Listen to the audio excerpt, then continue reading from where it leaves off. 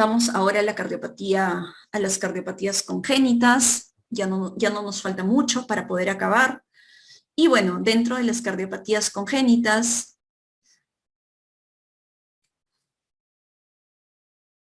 vamos a hablar, primero vamos a decir que existe algo que son cardiopatías cianóticas y cardiopatías acianóticas. ¿Cuáles son las más frecuentes? Las cardiopatías acianóticas. Entonces,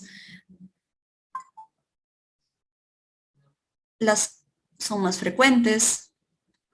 Y dentro de estas cardiopatías acianóticas que son más frecuentes, tenemos la más frecuente que es el CIB.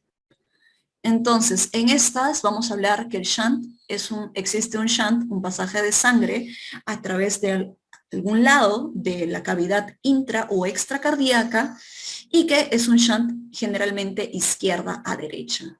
Y es este shunt que está haciendo de izquierda a derecha lo que hace que el paciente, si bien tenga una anormalidad congénita, el paciente no desoxigene. Entonces, punto número 2, tenemos las cardiopatías cianóticas. Son menos frecuentes. Y acá vamos a hablar una cosa, menos de un año y más de un año. Más de un año, la cardiopatía cianótica más frecuente va a ser la tetralogía de Fallot. Y menos de un año vamos a hablar de la transposición de grandes vasos no corregida. Estos temas son de menor rendimiento, así que vamos a ir solo a las cosas más puntuales. Ya dijimos, más frecuente, acianóticas. Más frecuente, CIB. Más frecuentes, shunt, porque están generando un shunt de izquierda a derecha. En este hecho de que genera un shunt de izquierda a derecha, está generando algo que llamaremos como hiperflujo. Hiperflujo pulmonar. Dentro de las cianóticas son menos frecuentes, menos de un año, transposición de grandes vasos, más de un año, tetralogía de Fallot. ¿Por qué esta diferencia? Porque los pacientes con transposición de grandes vasos no corregida suelen fallecer y entonces más de un año la que sigue siendo más frecuente es la tetralogía de Fallot. ¿Qué incluye la tetralogía de Fallot? Vamos a tener la estenosis pulmonar, vamos a tener el cabalgamiento de la aorta, a nivel del septum interventricular, vamos a tener el CIB y la hipertrofia del ventrículo derecho. Entonces, 4 cosas. 1, 2, 3, 4. Estas son las generalidades que tenemos que conocer dentro de las cardiopatías congénitas. En segundo punto, vamos a saber que muchos de estos pacientes, si bien la mayoría, sobre todo cianóticos, se presentan con una presentación cada vez precoz, los cianóticos podemos todavía encontrarlos dentro de la niñez y la adolescencia. Y otra cosa, muy aparte del soplo que vamos a tener la placa de tórax, cosa que les suelen preguntar a ustedes, por ejemplo. Entonces, vamos con esta de acá, que es la primera. Cianótico, ya dijimos, menos frecuente, con el corazón en bota. ¿Cuál sería lo frecuente dentro de acá? Entonces, dentro de esta patología vamos a tener la tetralogía de Fallot. Porque el corazón en bota nos está hablando de la hipertrofia del ventrículo derecho. Y esto lo corroboré con el gol estándar, que es la ecografía. Entonces, de ahí tenemos cianótico con corazón en forma de huevo. Entonces, ¿qué es este de acá? Corazón en forma de huevo. ¿Cuál es la idea? La transposición de grandes vasos. ¿Qué sucede acá? Existe una aurícula derecha que se comunica con un ventrículo derecho y este ventrículo derecho se comunica con la aorta. Y de manera paralela existe una aurícula izquierda que se comunica con un ventrículo izquierdo y esto se comunica con una arteria pulmonar. Esta es la transposición de grandes vasos no corregida. Entonces son dos circuitos paralelos. La aorta está llevando sangre no oxigenada y la pulmonar, entonces la sangre que se lleva la aorta no oxigenada y la pulmonar, normalmente la sangre que está llevando, que sí es oxigenada, tiene que comunicarse y muchos de ellos tienen un shunt o lo que llamamos un ductus arterioso persistente para poder sobrevivir. ¿Cómo se ve en la radiografía? Pedículo corto. Entonces vamos a tener una alteración en la posición tanto de la aorta y de la pulmonar y claramente van a presentar un pedículo corto, van a presentar unas alteraciones en forma de huevo. ¿Cómo lo diagnostico? En la ecografía. Entonces, transposición de grandes vasos no corregida.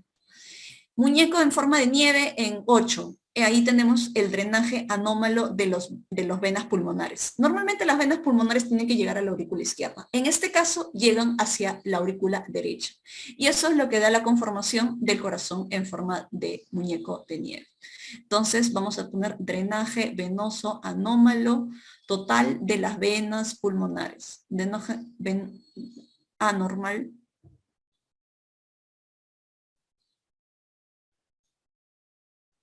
de las venas pulmonares. Por ejemplo, en el Turner, ¿qué es frecuente encontrar a nivel del Turner? Coartación de aorta. En el síndrome de Turner es frecuente que haya una válvula aórtica bicúspide y de manera coincidente algo que llamamos la coartación de aorta. Muchos de estos pacientes por la coartación de aorta van a tener hipertensión arterial sistémica y suele ser una hipertensión secundaria. Y pulsos diferenciales, ¿por qué? Porque mientras que las extremidades superiores van a tener un pulso aumentado, las extremidades inferiores van a tener un pulso disminuido. ¿Por qué? Porque existe una estrechez y esta estrechez está justo después de la emergencia de la subclavia izquierda. Por eso el flujo está disminuido a nivel de miembros inferiores. Congénito y Wolff-Parkinson-White. Ahí vamos a tener la anomalía de Epstein.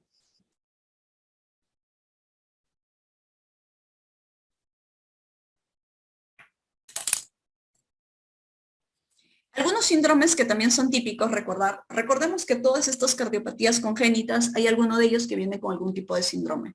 En el caso, ya dijimos, el síndrome de Turner puede venir con coartación de aorta. En el contexto de un paciente con valvulopatía aórtica bicúspide. Ahí ya está. Síndrome de Turner, coartación de aorta. Lo vamos a señalar. Luego tenemos el síndrome de DiGeorge, que puede estar con tronco arterioso, el síndrome de Down, bastante frecuente preguntado, canal aurículo-ventricular. ¿Qué significa? Que existe una comunicación de las aurículas a los ventrículos a través de una sola válvula. La válvula mitral y la válvula tricuspidia está prácticamente fusionada. Hijo de madre diabética, también frecuentemente preguntado, hipertrofia septal asimétrica. Rubiola congénita en los pacientes lactantes puede asociarse a ductus arterioso persistente, estenosis pulmonar supravalvular. Entonces, bueno, todo lo que hemos visto acá, lo veremos acá en el CIB, por ejemplo, en la comunicación interventricular, vamos a ver este defecto, y este defecto lo que va a hacer es que la sangre pase desde el ventrículo izquierdo hacia el ventrículo derecho, y va a generar un hiperflujo, ¿hacia dónde? Hacia la pulmonar. Porque siempre va a haber una sangre que no logra salir a través de la aorta, sino que recircula a través de la arteria pulmonar y vuelve a ir al ventrículo izquierdo y vuelve a ir al ventrículo derecho. ¿Cuál es la dilatación? Entonces, si estoy teniendo sobrecarga o hiperflujo a nivel pulmonar, también voy a ver un crecimiento de las cámaras izquierdas. Lo contrario lo veré en la comunicación interauricular. En la interauricular tenemos sangre que llega de la aurícula izquierda a la aurícula derecha, y ahí vamos a tener sus tres modalidades, ¿no? El ostium primum, el ostium secundum y el drenaje tipo seno venoso. Entonces, el ostium secundum es el que está al medio. El más frecuentemente de todos es el más frecuente de todos, es el ostium secundum, que se va a presentar muchas veces en el electrocardiograma como un bloqueo de rama derecha con una hipertrofia del ventrículo derecho. Entonces colocamos en el electrocardiograma bloqueo de rama derecha más hipertrofia del ventrículo derecho. Luego vamos a tener en la parte inferior el ostium primum y en la parte superior el drenaje tipo seno venoso. Entonces, el ostium primum, como dijimos, pues está más en la parte inferior dentro del septum interauricular y puede asociarse con anomalías del nodo atrioventricular. Y luego tenemos el drenaje del seno venoso que se asocia a alteraciones tipo drenaje venoso anómalo de las venas pulmonares. Entonces, que igual de esta misma manera vamos a tener un hiperflujo a los pulmones, regresa a la aurícula izquierda, regresa a la aurícula derecha, luego a los pulmones, igual hay hiperflujo pulmonar. En estas dos condiciones hay un hiperflujo pulmonar. Por eso es que la mayoría de los pacientes lactantes y niños presentan un aumento de la cantidad del flujo sanguíneo a nivel pulmonar y esto los hace susceptibles a infecciones respiratorias. Por eso el caso clínico va a ir así. Niño de 5 años que tiene 5 o 3 a 5 hospitalizaciones por infecciones respiratorias. Se le encuentra en el electrocardiograma bloqueo de rama derecha e hipertrofia ventricular derecha. ¿Cuál sería su diagnóstico? Ustedes colocarán comunicación interauricular. Y si lo mismo, hiperflujo, infecciones respiratorias y se encuentra un soplo, mientras que a nivel de la comunicación interauricular, a nivel semiológico, lo más importante va a ser que haya el desdoblamiento fijo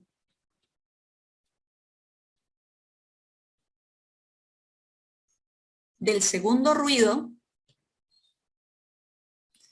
A nivel del CIB, el dato semiológico más importante, pregunta de examen, va a ser el soplo va a ser un soplo holosistólico, que muchas veces va a estar irradiado desde la parte izquierda hacia la parte derecha y a nivel de la parte inferior del esternón, en el cuarto espacio intercostal, dirigido hacia el lado derecho. Es un soplo en barra. De ahí tenemos el ductus arterioso persistente. Recordemos, en este caso también va a ser un shunt izquierda-derecha. Configura dentro de las partes de las enfermedades congénitas acianóticas. En este caso tenemos que de la aorta está regresando la sangre hacia la pulmonar. Shunt izquierda-derecha. Los pacientes no están cianóticos, simplemente hay un aumento del flujo pulmonar también y luego regrese a la aurícula izquierda, ventrículo izquierdo, de nuevo a la aorta y de nuevo a la pulmonar. Existe ese circuito. Entonces, ¿cuál es la semiología más importante en los pacientes con ductus arterioso persistente? El soplo en maquinaria, ¿no? Soplo en maquinaria o soplo continuos, sistodiastólico. Sistodiastólico, que usualmente lo van a escuchar ustedes a nivel del segundo espacio intercostal paraesternal izquierdo, a nivel infraclavicular izquierdo. Entonces, eso es lo más importante. Los tres, como vimos, generaban mayor hiperflujo pulmonar. Coartación de aorta se los van a decir con ¿qué? Puntos claves, pulsos diferenciales. Porque como se dan cuenta en la figura, la parte estenótica es después de los vasos supraaórticos. Todo lo que está encima va a recibir mayor flujo y todo lo que está abajo va a recibir menor flujo. Por eso incluso se forman ramas colaterales para llegar la sangre hacia la parte inferior de los pulsos en los miembros inferiores. Pulsos diferenciales de los miembros superiores y miembros inferiores. ¿Va a estar asociado a qué? Al síndrome de Turner. Y son pacientes que claramente van a tener brazos bastante desarrollados y las piernas poco desarrolladas. Esta es una persona.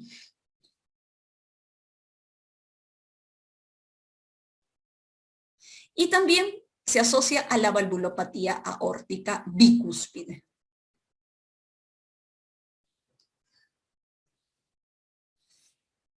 Tetralogía de Fallot y transposición de grandes vasos dijimos que son las patologías más frecuentes dentro de las entidades cianóticas. Transposición de grandes vasos, sobre todo cuando tenemos en la parte derecha, cuando es la parte no corregida, y cuando vemos en la parte izquierda, la parte corregida. ¿Cuál es la diferencia? Acá vamos a ver la parte no corregida, que son los más frecuentes, menos de un año. Ya dijimos, aurícula derecha, ventrículo derecho, aorta. Aurícula izquierda, ventrículo izquierdo, pulmonar. ¿Cómo viven? Porque tienen una comunicación o un ductus arterioso persistente. Por el otro lado, esta es la corregida. ¿Qué significa en la corregida? Vamos a tener aurícula derecha, ventrículo izquierdo y arteria pulmonar. Luego vamos a tener aurícula izquierda, ventrículo derecho y aorta. Entonces, esto es prácticamente lo único que existió, que el ventrículo izquierdo está hacia el lado derecho y el ventrículo derecho está hacia el lado izquierdo. De ahí todo lo demás no necesita de ninguna comunicación para poder vivir. ¿Cuál es la diferencia? Los pacientes con transposición de grandes vasos no corregida son los que más frecuentes, la cardiopatía cianótica más frecuente en menos de un año y que son los que fallecen. En cambio, la corregida, como dice acá, son los que pueden lograr hasta llegar a vivir hasta una edad media de 40 años. Y como dijimos, la tetralogía de Fallot, donde vamos a tener el CIB, a la hipertrofia del ventrículo derecho, al cabalgamiento de la aorta y a una estenosis pulmonar. Esos pacientes tienen que entrar a una cirugía correctiva para poder controlar los síntomas.